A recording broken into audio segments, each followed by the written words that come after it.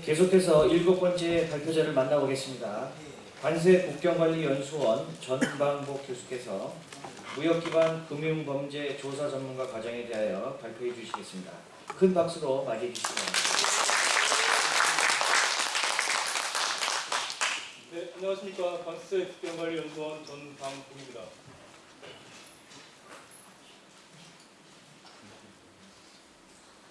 제가 이번에 발표할 주제는 대한민국 무역경제 수호를 위한 무역기반 금융범죄 조사 전문가 과정입니다. 먼저 시작하기 전에 여기 계신 분들께 간단한 질문 하나 드리도록 하겠습니다. 보통 범죄 수사 기관이라고 하면 어디가 가장 먼저 떠오르시나요? 세관이요. 검찰입니다. 하지만 무역금융범죄의 경우에는 다릅니다. 수출입과 관련된 이러한 범죄의 경우에는, 이런 범죄의 중심에는 바로 관세청이 있기 때문입니다.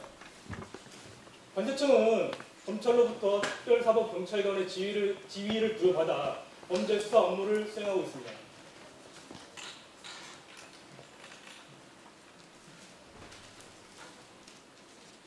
자, 제가 발표할 순서는 총 본격적으로 발표를 시작할 텐데요. 총 6개의 챕터로 구성되어 있습니다. 먼저 과정 개설 배경입니다. 무역금융범죄는 대중적으로 잘 알려져 있진 않지만 대표적인 화이트 컬러 범죄로서 정보가 매우 어렵습니다. 자, 지금 보이는 서류들은 수입신고서 등 무역과 관련된 제반 서류 등입니다. 세관 직원인 제가 보기에도 굉장히 난해한 서류들입니다. 하지만 이러한 일을 악용하는 자들의 경우에는 이러한 무역, 대금결제, 외환 등의 많은 전문적 지식을 가지고 있습니다. 이러한 환경 속에서 조사 전문가들은 범죄 사실을 밝혀내야 합니다. 하지만 범죄는 점점 지능화, 전문화, 기업화되고 있습니다. 때문에 효과적인 수사를 위해서도 무엇보다 중요한 게 바로 조사관의 업무 능력 향상입니다. 또한 이런 범죄의 피해는 고스란히 우리 국민의 몫으로 돌아오기 때문입니다. 대표적인 예로 정부 보조금 불법 편취를 들 수 있습니다. 의료용품이나 장애용품의 경우 실제 가격보다 높은 가격으로 신고를 한 뒤 신고 가격의 일정 %를 환급받는 수법입니다. 이렇게 되면 국고 소실뿐만 아니라 소비자에게도 실제 가격보다 높은 가격으로 판매되기 때문에 고익적 피해로 연결됩니다. 이러한 피해를 방지하기 위해 지금도 관세청은 최선을 다하고 있습니다. 관세청은 물고 매한 거래의 60% 이상을 적발하는 등 단속기관으로서의 임무를 잘 수행하고 있습니다. 하지만 지금 이 순간에도 범죄는 점점 더 교묘하게 진화 발전하고 있습니다. 때문에 이러한 환경에서 본 과정이 탄생하게 된 것입니다. 다음은 요구 분석입니다. 관세청은 외환주사 미래 발전 전략이라는 조직 미션 하에 위험관리 체계 구축이 필요하였기 때문에 본 과정이 필요하였습니다. 연수원은 4년간의 운영 노하우를 바탕으로 실무에서 즉시 사용 가능한 교육의 주안점을 두었습니다. 그리고 가장 중요한 교육생의 분석은 좀 더 세분화하여 분석하였습니다. 먼저 일반적 사항을 분석 후 이를 기반으로 구체적 요구 분석을 실시하였습니다. 교육생 일반적 사항 분석입니다. 이들은 조사 업무 담당자로서 직급과 경력이 다양하고 사전 지식과 경험이 매우 다릅니다. 하지만 이들의 공통점은 현장에 돌아가서 바로 사용할 수 있는 업무 능력 향상에 대한 요구가 가장 강했다는 것입니다. 이를 바탕으로 구체적 요구는 개인별 설문조사를 통해 진행하였습니다. 분석 방법은 로커스 방식과 보리치 요구도 분석을 통해 진행하였습니다. 보리치 요구도로 각 과목의 우선순위를 정렬하였고 로커스 포커스 방식을 사용하여 각 사분변의 과목의 우선순위를 도출하였습니다. 최종적으로 다음과 같이 도출되었고 이들의 공통점은 바로 사례 중심 교육이라는 것이었습니다. 때문에 본 과정을 설계할 때 사례 중심 교육에 많은 신경을 썼습니다. 다음은 과정 설계입니다. 과정 설계는 소프트웨어 방식과 하드웨어 방식으로 나누어 설명하도록 하겠습니다. 먼저 소프트웨어 측면에서 직무 분석을 실시할 결과 피의자체 포신문, 압수 정보 분석 능력, 조사 전문 지식으로 구분할 수 있었습니다. 이렇게 도출된 역량은 세부 직무 역량으로 구분하고 각각의 성취 목표를 구체화하였습니다. 다음은 교육 모듈 설계입니다. 전통적인 내리 모형의 레피드 프로토타입을 융합하였습니다. 교육 요구 분석 후 1차 과정 설계를 하고 교육생 선발하여 이들 대상으로 사전 설문을 진행하였습니다. 설문 결과를 반영하여 최종적으로 과정을 설계한 것입니다.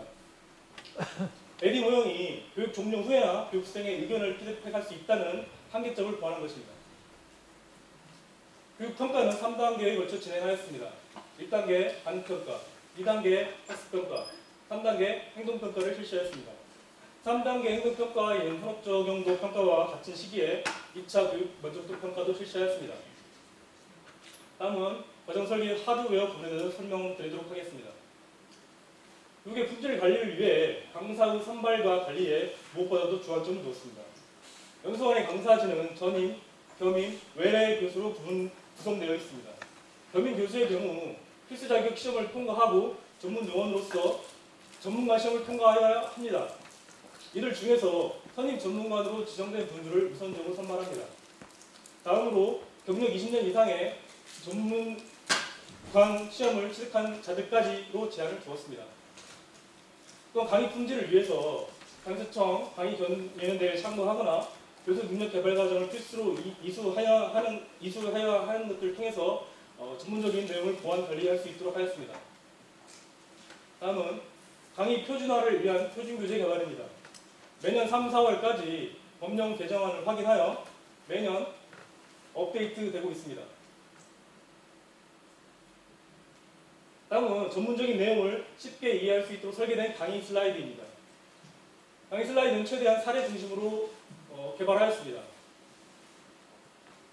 전문적인 내용을 시각화, 도식화하여 쉽게 이해하도록 개발하였습니다. 다음은 체험학습관을 활용한 교육에 대해서 설명드리도록 하겠습니다. 조사 작성과 체포술의 경우에는 최대한 현장과 비슷한 환경에서 다양한 사례로 연습을 하게 됩니다.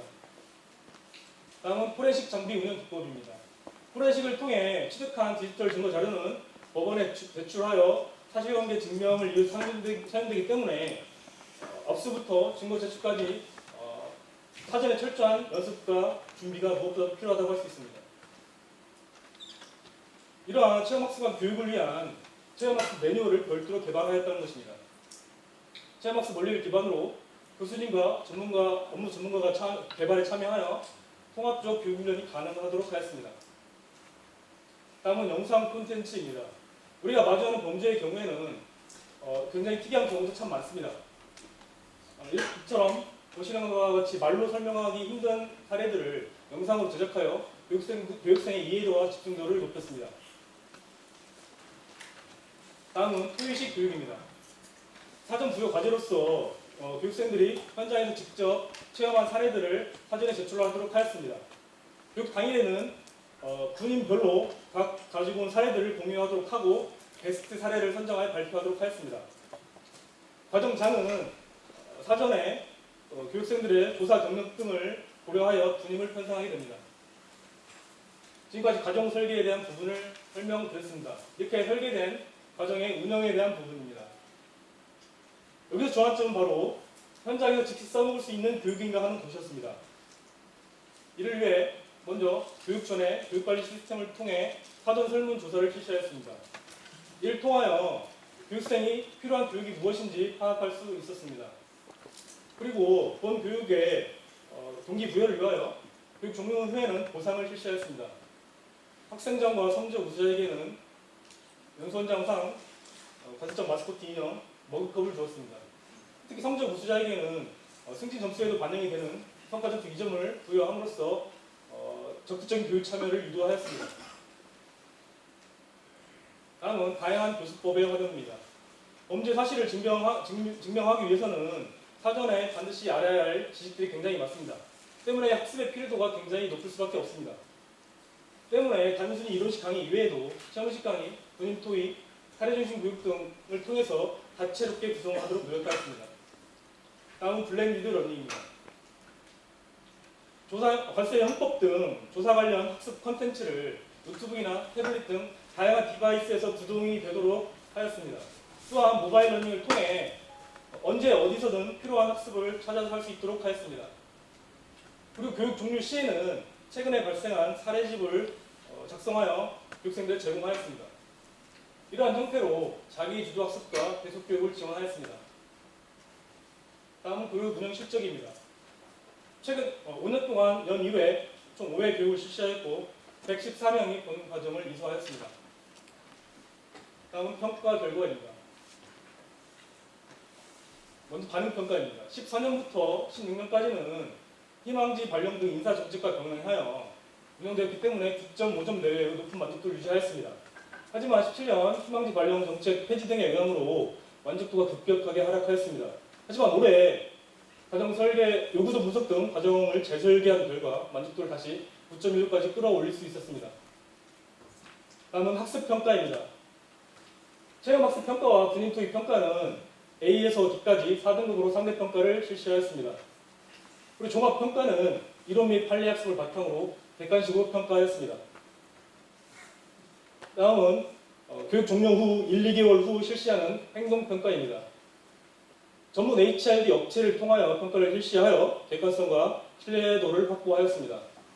의미 있는 결과는 바로 교육생의 현업 적용도보다 관리자의 현업 적용도가 높았다는 것입니다. 본 과정의 교육을 파견한 관리자가 교육 종료 후 직원의 업무 능력이 향상되었다는 것을 좀 더 객관적인 시각에서 평가한 것이기 때문입니다. 다음 피드백입니다. 과정 운영과 설문 결과를 분석하여 필요한 부분은 차기 교육에 반영할 예정입니다. 다음은 마지막으로 교육의 효과에 대한 부분입니다. 가장 중요한 의의와 효과는 바로 대한민국 금융범죄수사부서로서의 인적 인프라가 갖춰졌다는 것입니다. 기존의 수사 체계는 임시 TF팀 위주의 형태였습니다. 하지만 올해 9월 본 과정을 통해 배출된 인력들 주축으로 하여 서울본부 세관에 금융범죄조사국이 신설되었습니다. 또한 최근 2년 동안 국가적 자산 약 6,500억을 지켜냈습니다. 17년 수사 전담팀을 구성하여 단속을 실시한 결과 전후를 비교해 보면 16년에 비해서 무역금융 편취가 297% 증가하였고 자금 세탁이 127%, 해외 재산 도피가 220%가 증가하였습니다. 이러한 결과는 서울 본부세관의 조사국을 신설하는 근거 자료로 사용되었습니다. 지금까지 본 과정에 대한 내용을 모두 전달해 드렸습니다. 저희는 지금까지 그랬던 것처럼 내일도 보이지 않는 곳에서 대한민국 무역 경제를 위해 최선을 다할 것입니다. 이것이 바로 관세청의 존재 이유다입니다. 이상으로 발표를 마치겠습니다. 경청해 주셔서 감사합니다.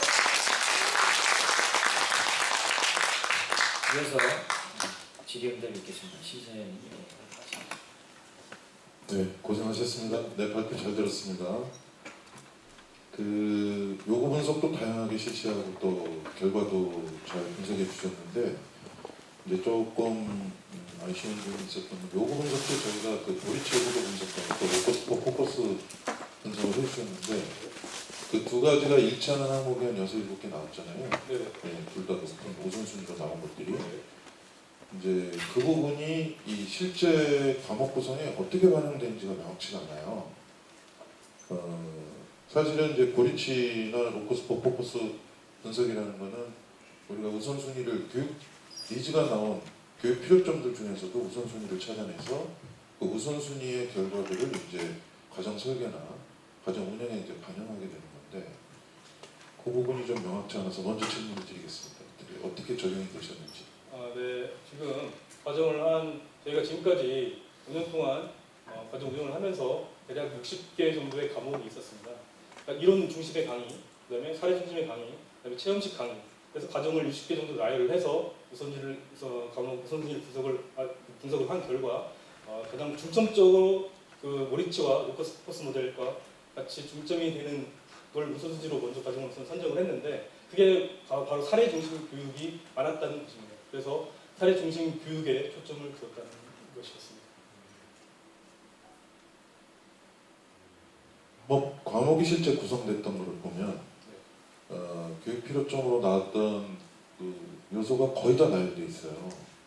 사실 이제 이게 기초 과정이면 조금 이해가 가겠는데 조사 전문가 과정이라는 전문가라는 표현을 썼는데 어느 정도는 베이스를 갖고 있는 분들이 또 수사 경력이 있으신 분들이 기초적인 것들은 어느 정도 뭐 실무 경험을 통해서든 개인 학습을 통해서든 확인이 됐다고 가정하고 요구도 분석에서 우선순위가 나온 것들 위주로 좀 더 집중적으로 파고 들어가야 되는 거 아닌가. 시간 배정을 보면 그 4시간 막 이렇게 3시간 이렇게 돼 있어요. 네. 한 모듈들이. 실제 그 교육 우선순위 필요점 나오는 거에 보면 그냥 필요점으로 나온 게 24가지인데 어떻게 보면 그 24가지가 거의 다 과목 구성으로 들어온 거죠. 네.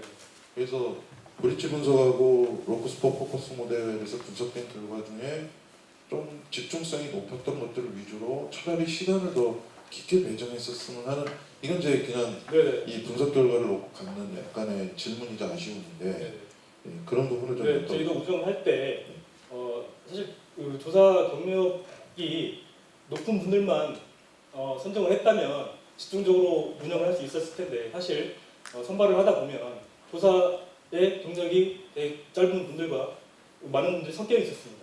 그러다 보니까 집중적으로 하기에는 사실 운영상의 애로점이 참 많았기 때문에 욕심을 부리다 보니 좀 다양하게 과목을 편성하게 된 것 같습니다.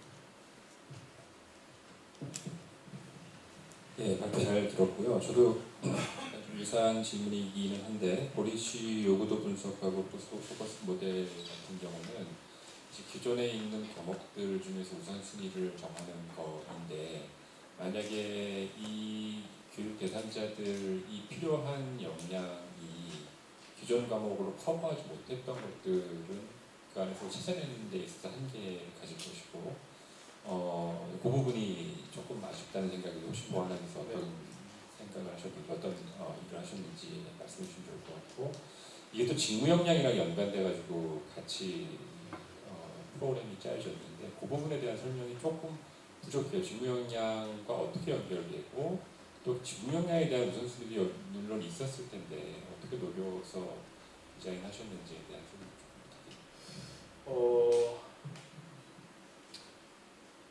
어떤 과정 운영을 하다 보니 2주간의 과정을 진행하였고 처음에는 최초에는 4주로 실시하였다가 점차 2주로 진행이 되었는데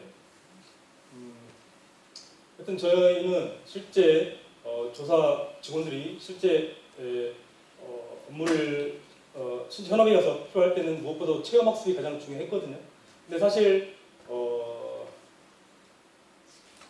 교육 사례 중심 교육을 통해서 간접적으로나마 체험 학습을 반영하려고 했던 거다 보니까 조금 애로점이 있었던 것 같습니다. 다른 질의하신 예를 마치도록 하겠습니다. 전방국 교수님 수고하셨습니다.